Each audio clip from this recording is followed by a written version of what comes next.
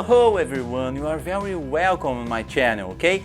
Today I'm gonna teach you clothes. So let's start with hat. Chapéu. Chapéu. Chapéu. Shirt. Camisa. Camisa. Camisa. Pants. Calça. Calça. Calça.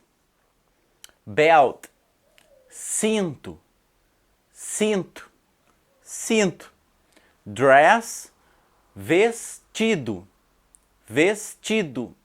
Vestido. Gloves. Luvas.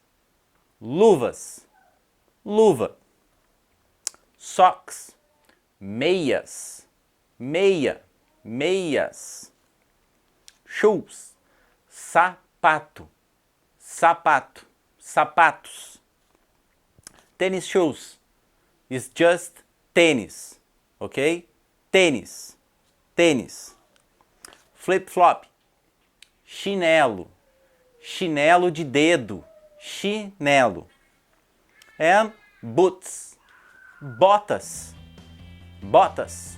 Bota. That's all. Don't forget to subscribe the channel and let's learn Portuguese together. Um grande abraço.